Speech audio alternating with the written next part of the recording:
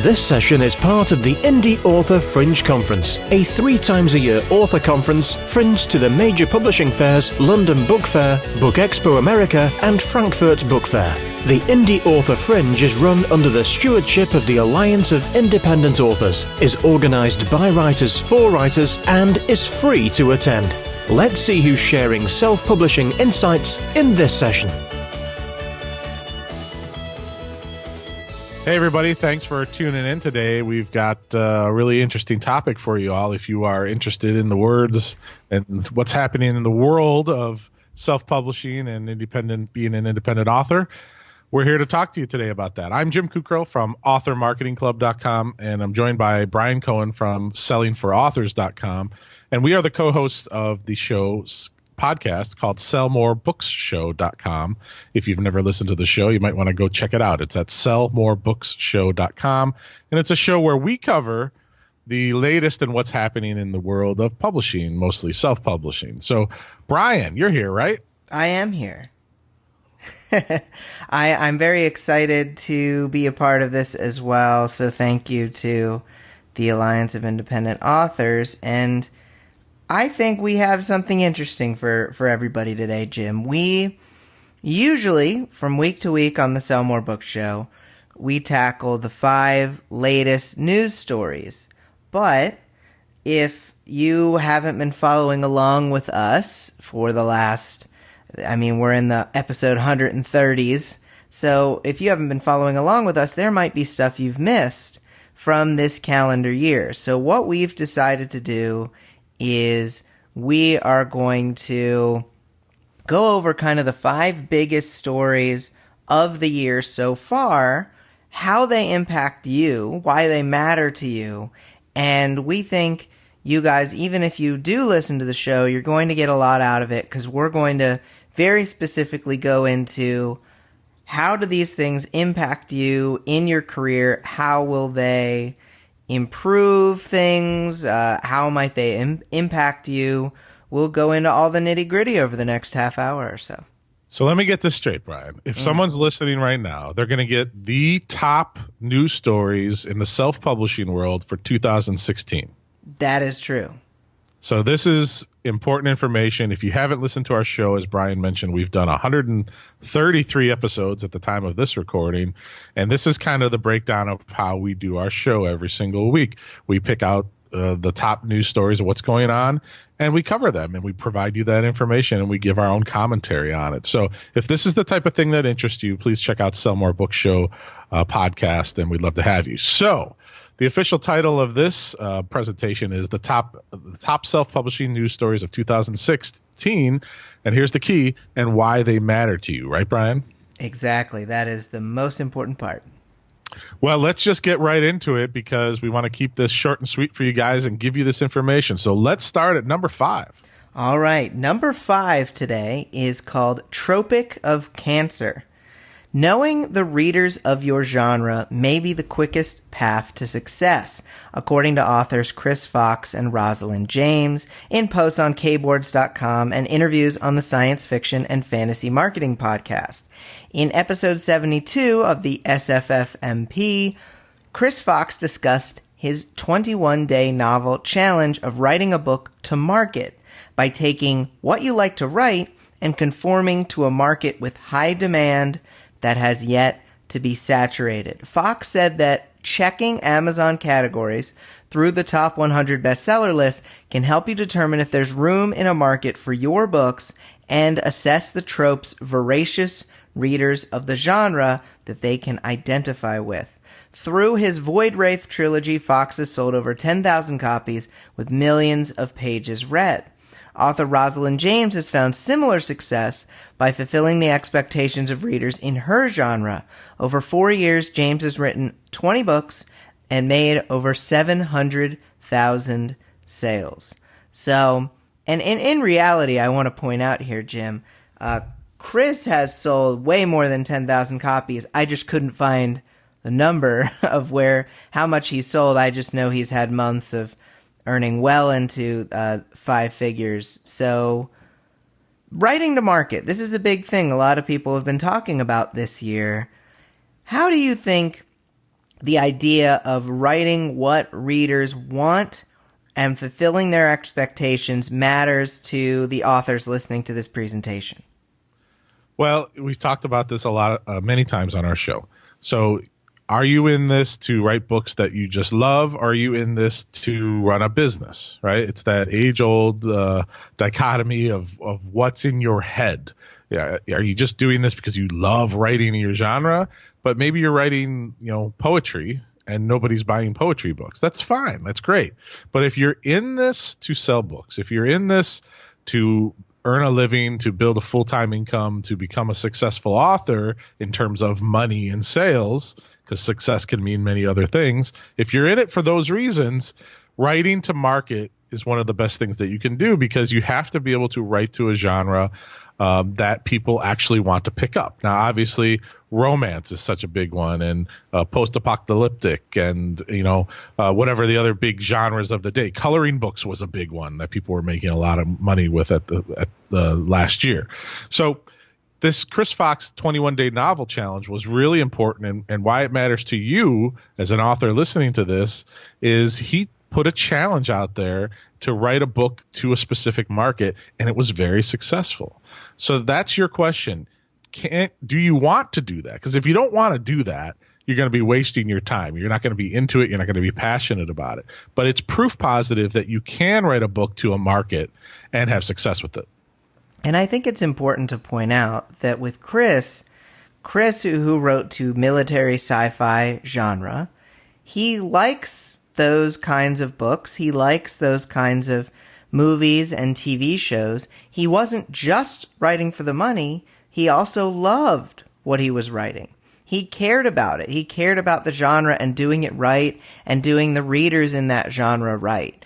If you go out there and you just pick a genre and you say, hey, I'm going to write to this because it looks like there's money in here, that's not going to be enough. I mean, speaking from my own experience, I recently started writing in the fairy tale genre because I looked through the top 100 categories and found this was a strong category, but I also liked writing it. I liked reading fairy tales. I like Shakespeare, and I like magical realism stuff, which is fairy tales in a different kind of way. And so you have to care about it if you're going to put the time, effort, and your purpose behind it.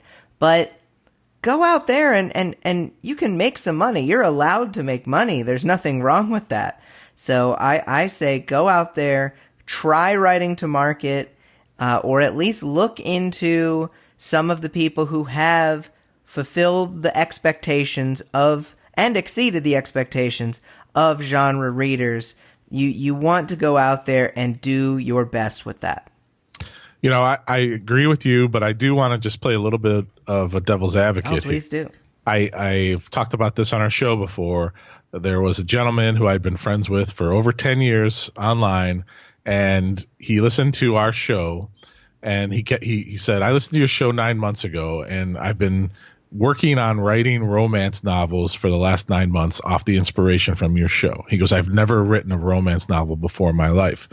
And at the point he told me this, he said he had written 4 romance novels, and he was earning enough money to quit his job from the romance novels that he was putting out there. Wow. So, this is a man who had never written romance, who was just a good writer, who started to write and had success with it. So I totally agree with you that you got to be passionate about what topic you're writing. You have to want to enjoy it.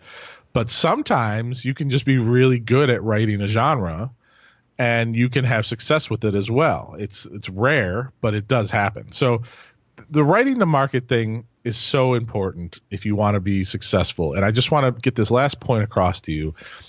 If you're writing to an audience that doesn't exist, you're not going to have success. It's the same thing as in business. If you're trying to sell a widget to a world where nobody wants to buy a widget, you're not going to have success. So that's why doing your research, following what Chris Fox did, looking at the bestseller list, looking at the Amazon categories, doing all of those things can avoid you from having the pitfall of not having success later on down the line. I agree. I didn't know about that story. That's pretty cool. Yes. All right. Let's go to number 4, top self-publishing news story of 2016. All right, the story is called Pay to Play.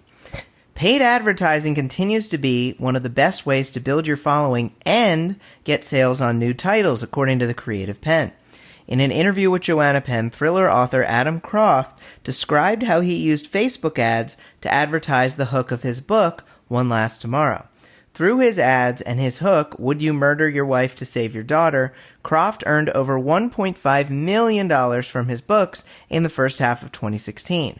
Penn found her own success with ads using a combination of the new BookBub ads program, Facebook ads, and a smattering of promotional websites to get her Arcane series box set into the USA Today bestseller list. A variety of advertising success stories have popped up after training like Mark Dawson's Facebook Ads for Authors course spread the gospel of paid advertising. Through the use of ads, authors have reached 5-figure per month incomes, 5-figure subscriber counts in their mailing list, and have hit milestones like national lists or Amazon Top 100 lists. So, paying to play. This is completely new in the business world, right, Jim? Yeah, not quite.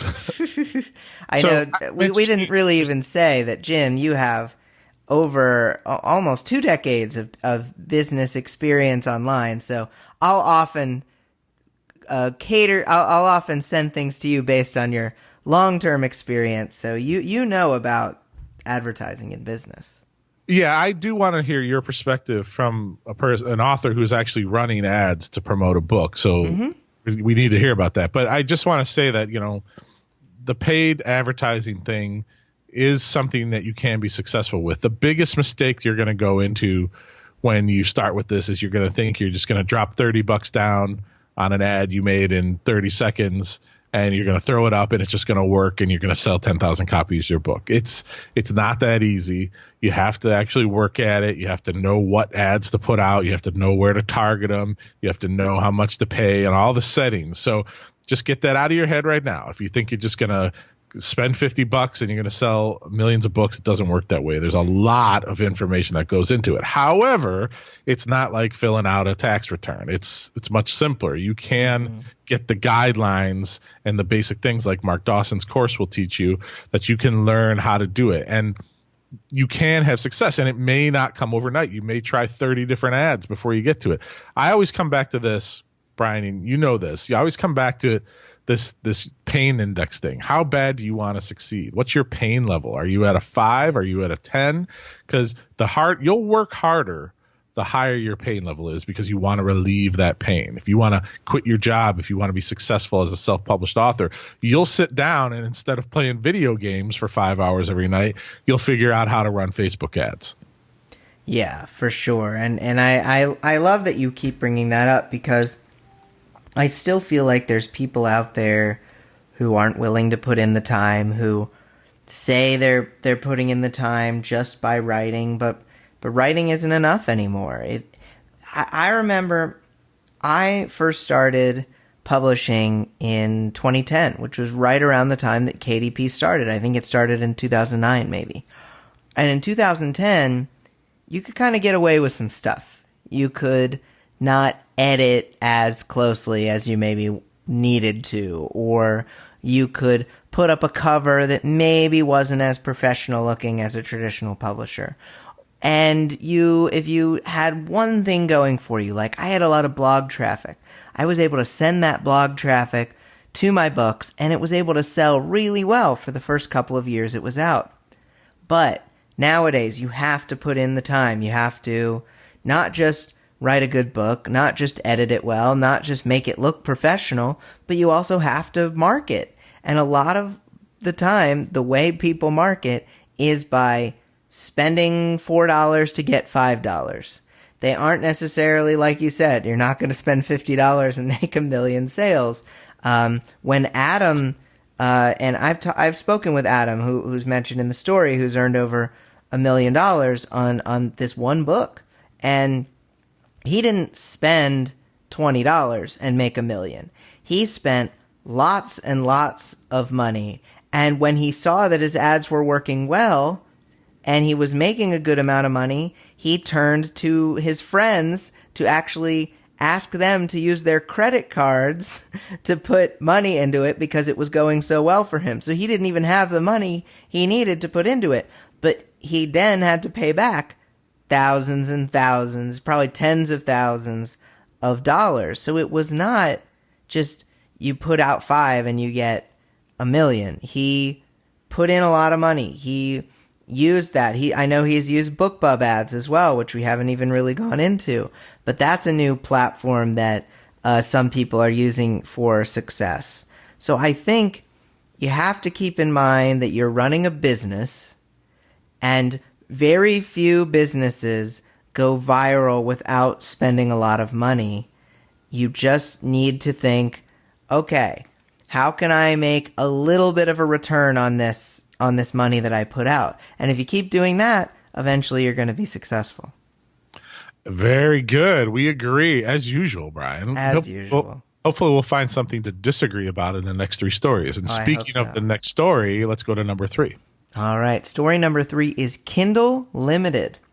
While 2015 saw the advent of Amazon's Kindle Unlimited program, 2016 saw a variety of changes that saw many authors reconsidering the program's exclusivity, according to the Digital Reader, TechCrunch, and posts on kboards.com. In February, Amazon adjusted the number of pages in some of its books, decreasing the page count by as much as 20%, causing frustration for many authors who experienced a decrease in revenue as a result. In September, an issue allegedly caused by Amazon's page flip feature caused some books to be registered as a single page count instead of several hundred, with dozens of authors claiming their page counts dropped by 50 to 95%. An effort to crack down on KU scammers forced Amazon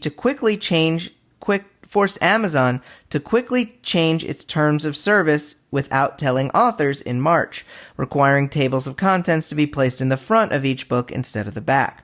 The future of KU is unknown, but with the rise of features in Amazon Prime, which now features a rotating collection of KU books as well as some Audible audiobooks, it's difficult to know how Kindle Unlimited will continue to transform going forward. So I just want to point out here, so Kindle Unlimited, which some people may not know about who are listening to this, is Amazon's exclusive program where if you are a reader and you pay $9.99 a month, you get to read up to 10 books at a time in Kindle Unlimited, and essentially you can keep switching them out. And authors get paid for Kindle Unlimited by each page that a reader has read, and usually that amount is somewhere between 0.4 cents and 0.5 cents per page read. And over the last year, between page counts getting changed randomly, some authors feeling they were shortchanged on pages read, this has been a hot topic. So, Jim, I know your eventual opinion on this, which is people should focus on writing their books, not necessarily on changes here and there. But what do you think about these things and the fact that the program has changed multiple times, even in the last year? How does that matter to indie authors? Well, it's going to keep changing, right? Amazon's testing. Amazon is figuring out what the best course of action is for their bottom line. If you know anything about this show and anything I've said in the past, Amazon is in the business to make a lot of money. And I'm a fan of Amazon, but I'm also not a fan of Amazon in a lot of regards in terms of how they deal with authors sometimes. But Amazon is in the business to make money. They're going to adjust the system. It could be called something different tomorrow. We could tomorrow morning they could go, we're getting rid of KU completely, and we're coming up with something called KAS and whatever it is. And here's how everything's going to change. And it's no longer going to be page reads. It's going to be, whatever. I will always go back to this. What we have now with Amazon is still 1,000 times better than what we had before, which was traditional publishers who cherry-picked and gatekeeped manuscripts, who didn't give opportunities to authors all around the world, right? We have better contracts. You can make more money. There's less exclusivity, ownership of your content. all of those things that traditional publishers did, and I assume we're going to have some traditional publishing people listen to this show. So I'm sorry if I offend you, but your business model is broken, and Amazon crushed it, right? You guys are in the business of paper and offering bad royalty to authors, and Amazon gave us the alternative. So my point is, everything that Amazon is doing, is as weird as it is and how much it changes and how frustrated as we can get with it all, it's still way better than the options we used to have before. Yeah. Oh, yeah. I mean, if I had started trying to publish in 2005 and didn't know what I was doing, I might have spent 5 years sending out query letters and not making much progress at all. But I think from a perspective of growth, let's just think about even putting money out of the equation. When authors are writing more books instead of just working on the same book over and over again, the same query letter over and over again, they really get better at what they do. And I know that I've gotten a lot better over the last 6 years of writing nonfiction and fiction. And if I'm just one person who's done that, there are thousands and thousands of authors who've probably improved so much at their craft. And so overall, kind of the author community has gotten better. The quality has gotten better. Now, and then you go to the money perspective, and we're going to talk about this a little later. There are now thousands of authors who make over $25,000 a year on Amazon alone. That was not the case No. 5-10 years ago. There's no way that was close to the case. And so there's going to be changes from time to time, and especially when Amazon has control over it, which is why a lot of authors would rather go wide and have their books at Kobo and have their books at Apple.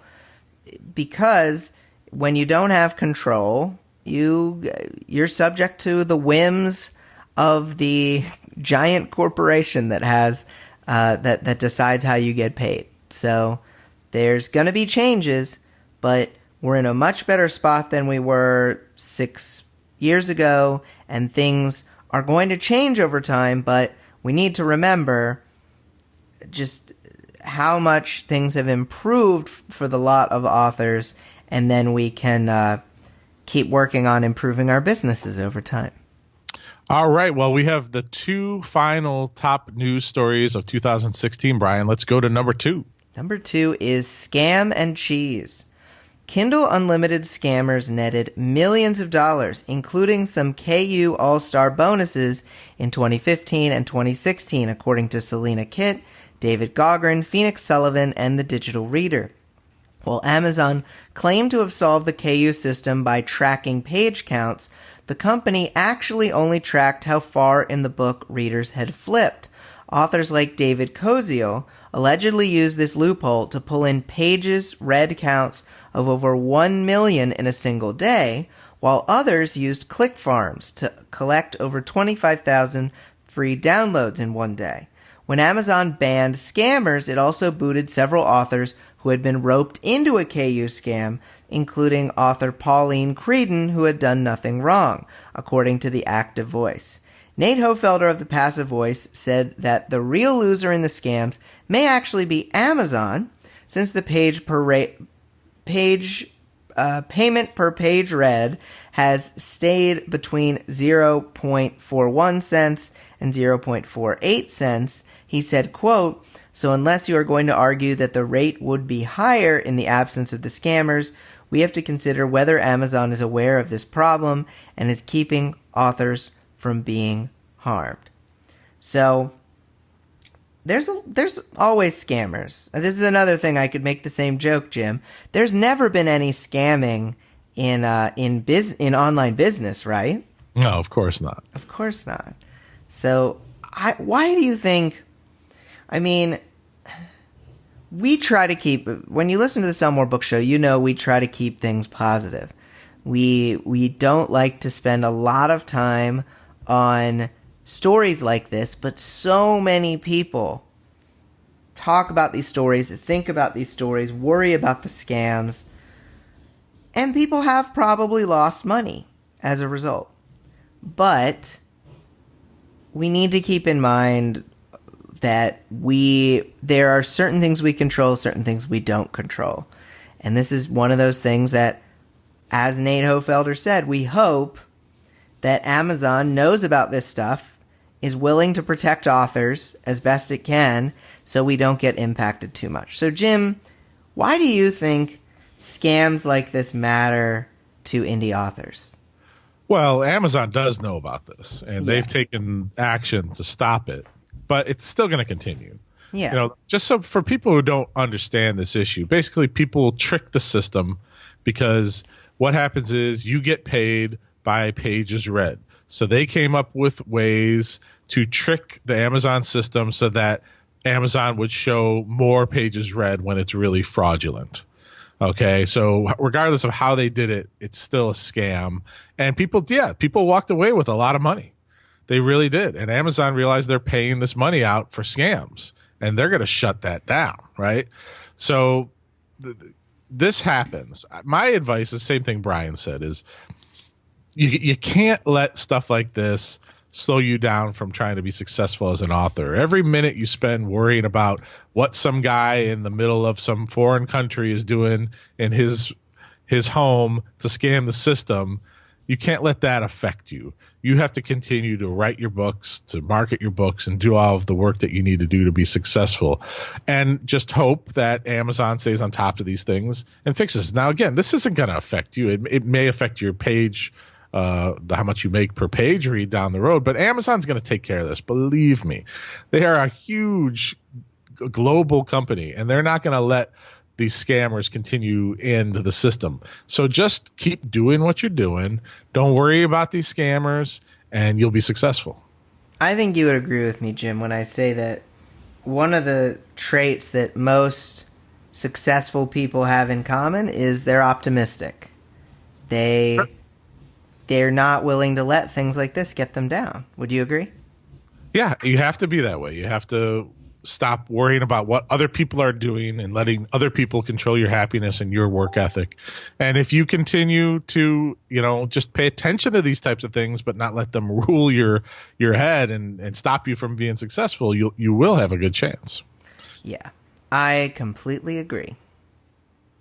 All right. Well, let's do it, Bryan. This is a big build-up to the #1 top self-publishing news story of 2016. I know, it's intense. And spoiler alert on this, Jim, there is a breaking development on this story in the last week that we actually haven't even gotten a chance to cover on the show, but we will have by the time this is out. So I'm going to hear all new Kukral insight right here.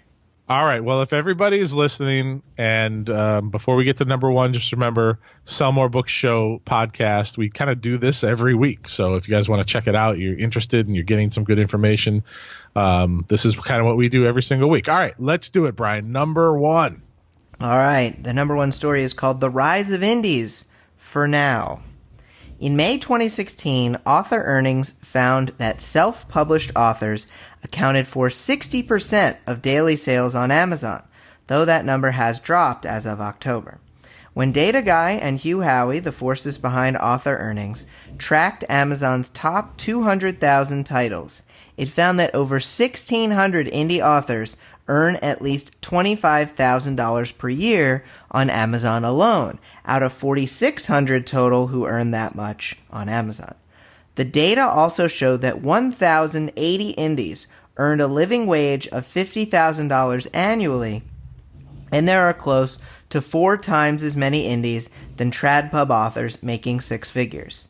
In the most recent report, indie earnings dropped for the first time in 2.5 years that Author Earnings had started tracking, with indies 45%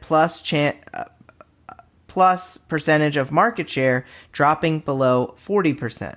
While the big 5 and small publishers took 1% of that market share, Amazon imprints, Amazon's own publishing imprints, took much more at 4%.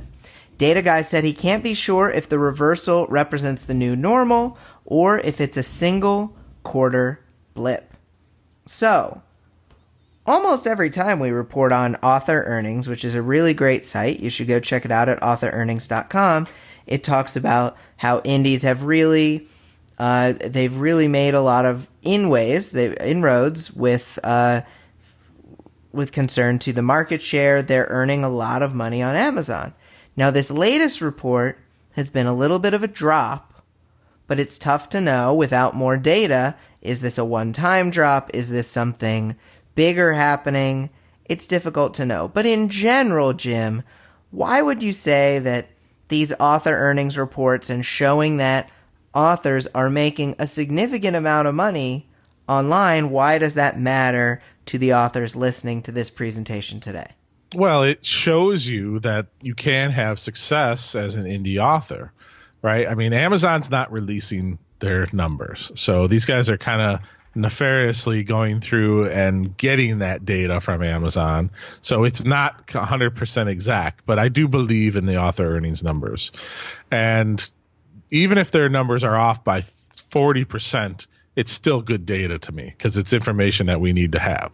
The big thing here that really hit me in all of this was there are close to 4 times as many indies than traditional publishing authors making 6-figure incomes. Yeah. And that is just a mind-blowing thing that I don't think a lot of people realize. You know, there's still a lot of people, and perhaps people listening to this, that truly believe that the only way to be successful is to have a traditional publishing contract. And that is just simply not true. As a matter of a fact, it can be argued, and basically based upon that stat I just gave you, that you have a much greater chance of earning more money and having more success as an indie author. Yeah. Simply from the fact that it's so hard to get into the traditional publishing world now, and the fact that their commissions that they give you are so low, and their contracts that they give you are so bad, and everything, you know, we have this kind of running thing where we're not against traditional publishing companies, but we just don't believe in their business model. Their business model is not conducive to helping authors. They're in the business of paper, and they're in the business of contracts and getting rights and all of those things, when they should be in the business of trying to help authors, but they're really not.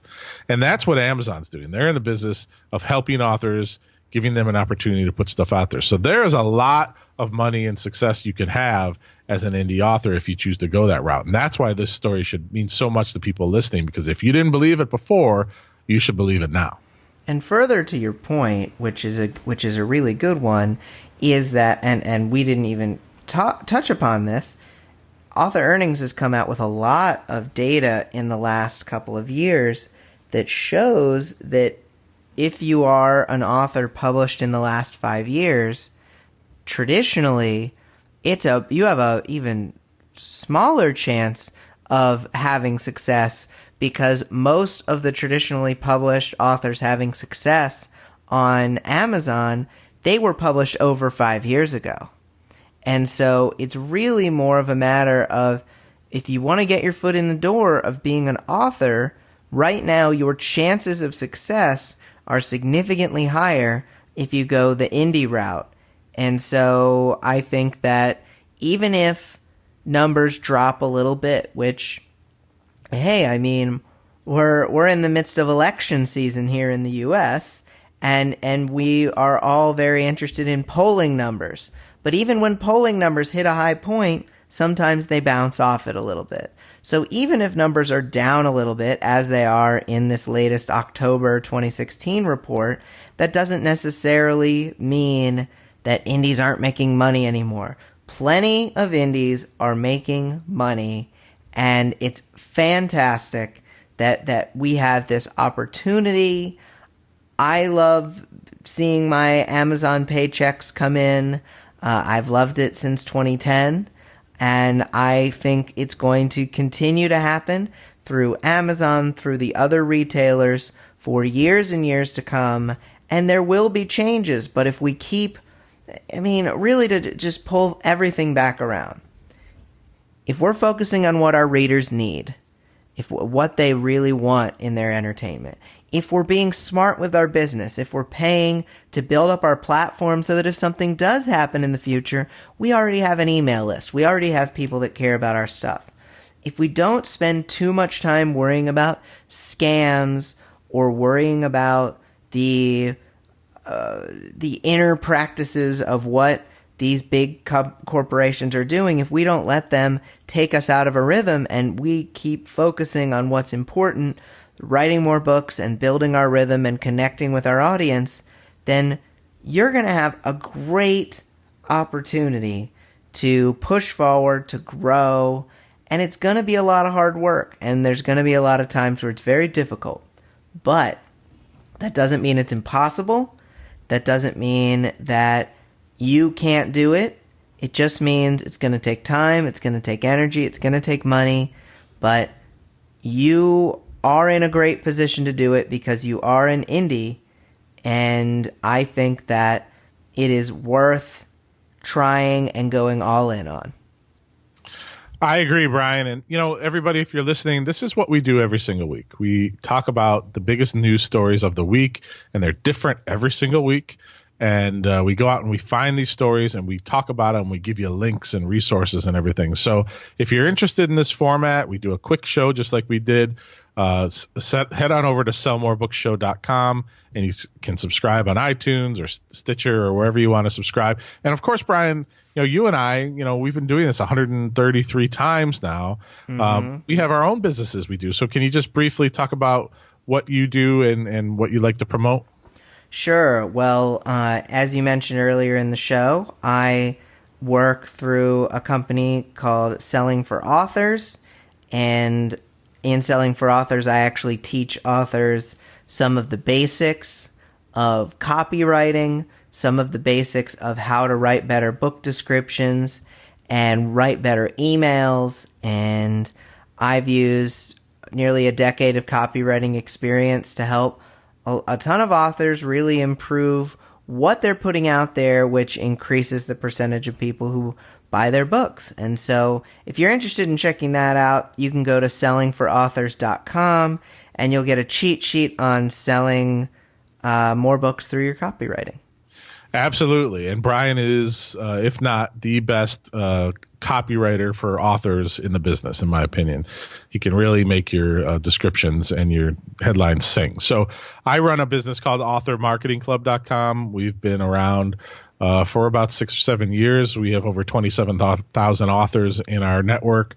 And it's a tools and training company that helps authors figure out how to sell more books through training videos, through tools that help you find reviewers, to book description generator, all these wonderful things. We have a whole academy of courses you can check out.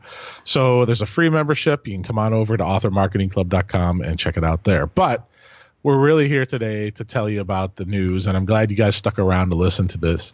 And if you'd like more of this, head on over to sellmorebookshow.com. And again, we'd like to thank the Alliance of Independent Authors for having us here. Yeah, definitely. Thank you to Orna and everybody at Ally. And everyone listening, I hope you get a lot out of these presentations over the next couple of days. But most importantly, take something from today, take something from any one of the presentations, and start taking action on it. Because, as we say on Sell More Book Show a lot, you can learn as much as you want, but if you don't take action, it's never really going to, your career's never going to take shape. So go put something into practice today. All right. Well, thanks again, everybody, and we'll hope to see you in a future episode of ours. And we'll talk to you soon. Thanks, everybody. Have a great day. You've been listening to another great session brought to you by the Indie Author Fringe and the Alliance of Independent Authors, Ally.